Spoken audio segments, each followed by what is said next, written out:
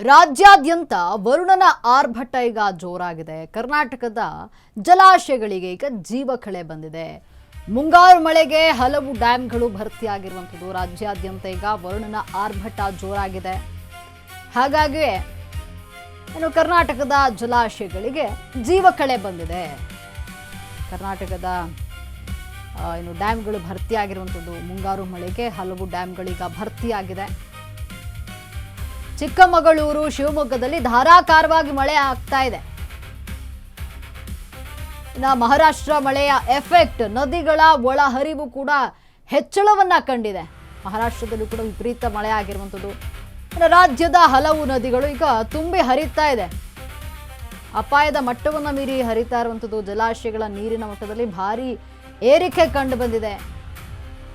ಭರ್ತಿಯತ್ತ ಜಲಾಶಯಗಳಿದ್ದು ರೈತರಲ್ಲಿ ಈಗ ನಿರೀಕ್ಷೆ ಹೆಚ್ಚಾಗಿದೆ.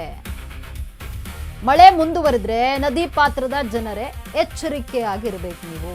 ಯಾಕಂದ್ರೆ ಒಂದು ಪ್ರವಾಹ ಆಗುವಂತಹ ಸಾಧ್ಯತೆ ಇರುತ್ತೆ. ರಾಜ್ಯದಲ್ಲಿ ಮಳೆಯ ಅಬ್ಬರ ಮುಂದುವರಿಯುವಂತಹ ಸಾಧ್ಯತೆ ಇದೆ. ರಾಜ್ಯಾದ್ಯಂತ ಈಗ ವರುಣನ ಆರ್ಭಟ ಜೋರಾಗಿದೆ. ರಾಜ್ಯಾದ್ಯಂತ ಕಳೆದ 2-3 ದಿನಗಳಿಂದ ಕೂಡ ಮಳೆ ಆಗ್ತಾ ಇರುವಂಥದ್ದು. ಹಾಗಾಗಿ ಕರ್ನಾಟಕದ ಜಲಾಶಯಗಳಿಗೆ ಜೀವಕಳೆ ಬಂದಿದೆ. ರೈತರು ಏನು ಮಳೆ ಆಗ್ತಾ ಇಲ್ಲ, ಸರಿಯಾಗಿ ಬೆಳೆ ಬೆಳೆಯೋದಕ್ಕಾಗಲ್ಲ ಅಂತ ಸಾಕಷ್ಟು ಯೋಚನೆ ಮಾಡ್ತಾ ಇದ್ರು. ಈಗ ಕೊನೆಗೂ ಕೂಡ ವರುಣದೇವ ಕೃಪೆ ತೋರಿಸಿರುವಂಥದ್ದು. ಈಗಾಗಲೇ 2-3 ದಿನಗಳಿಂದ ರಾಜ್ಯಾದ್ಯಂತ ಜೋರು ಮಳೆ ಆಗ್ತಾ ಇದೆ. ಮಹಾರಾಷ್ಟ್ರದಲ್ಲಿ ಮಳೆಯ ಎಫೆಕ್ಟ್ನಿಂದಾಗಿ ನದಿಗಳಿಗೆ ನೀರು ತುಂಬ್ತಾ ಇದೆ.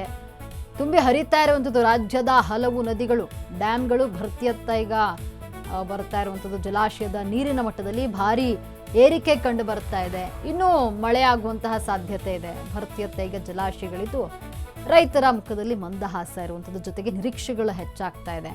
ಮಳೆ ಮುಂದುವರಿದ್ರೆ ನದಿ ಪಾತ್ರದ ಜನರು ಎಚ್ಚರಿಕೆಯನ್ನು ವಹಿಸಬೇಕಾಗುತ್ತೆ. ಯಾಕಂದರೆ ಅಪಾಯದ ಮಟ್ಟವನ್ನು ಮೀರಿ ಹರಿಯುವಂಥದ್ದು ನದಿ ನೀರು. ಇನ್ನು ಡ್ಯಾಮ್ಗಳು ಭರ್ತಿ ಆದಾಗ ನದಿಗಳಿಗೆ ನೀರನ್ನು ಬಿಡುಗಡೆ ಮಾಡಲಾಗುತ್ತೆ ಹೆಚ್ಚಿನ ಪ್ರಮಾಣದಲ್ಲಿ. ಹಾಗಾಗಿಯೇ ಅಪಾಯದ ಒಂದು ಸೂಚನೆ ಇರುತ್ತೆ. ನದಿ ತೀರದಲ್ಲಿರುವಂಥವರು ಎಚ್ಚರಿಕೆಯಿಂದ ಇರಬೇಕಾಗುತ್ತೆ. ಕರ್ನಾಟಕದ ಜಲಾಶಯಗಳಿಗೆ ಈಗ ಜೀವಕಳೆ ಬಂದಿದೆ. ಏನು ಹೀಗೆ ಮಳೆ ಮುಂದುವರೆದ್ರೆ ಎಲ್ಲ ಡ್ಯಾಮ್ಗಳು ಭರ್ತಿ ಆಗುವಂಥದ್ದು. ಮುಂಗಾರು ಮಳೆಗೆ ಹಲವು ಡ್ಯಾಮ್ಗಳು ಈಗ ಭರ್ತಿಯತ್ತ ಇರುವಂಥದ್ದು.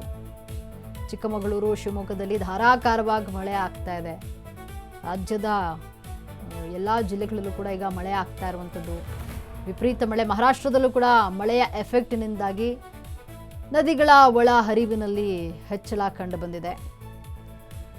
ಅಂದರೆ ಏನು KRS ನೀರಿನ ಮಟ್ಟದಲ್ಲೂ ಕೂಡ ಏರಿಕೆ ಕಂಡಿದೆ. ಹೇಮಾವತಿ ಜಲಾಶಯದಲ್ಲಿರಬಹುದು, ಕಬಿನಿ ಎಲ್ಲವೂ ಕೂಡ ಈಗ ಏರಿಕೆಯನ್ನು ಕಂಡಿರುವಂಥದ್ದು. ಒಳ ಹರಿವು ಏರಿಕೆಯನ್ನು ಕಂಡಿದೆ.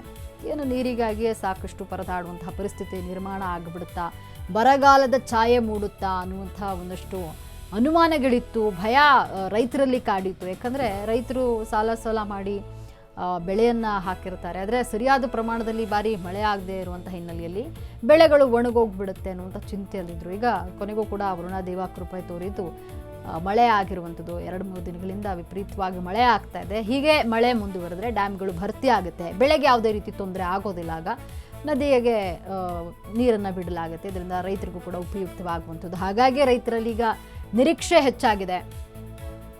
ಮಹಾರಾಷ್ಟ್ರದಲ್ಲೂ ಕೂಡ ವಿಪರೀತ ಮಳೆ ಆಗ್ತಾ ಇರುವಂಥದ್ದು. ಇನ್ನು ಕೇರಳದಲ್ಲೂ ಕೂಡ ವಿಪರೀತ ಮಳೆ ಆಗ್ತಾ ಇದ್ದು. ಕಬಿನಿ ಡ್ಯಾಮ್ ಕೂಡ ಭರ್ತಿಯತ್ತಾ ಇರುವಂಥದ್ದು. ಅಂದರೆ ರಾಜ್ಯದಲ್ಲಿ ಈಗ 2 ದಿನಗಳಿಂದ ಜೋರು ಮಳೆ ಆಗ್ತಾ ಇರುವಂಥದ್ದು.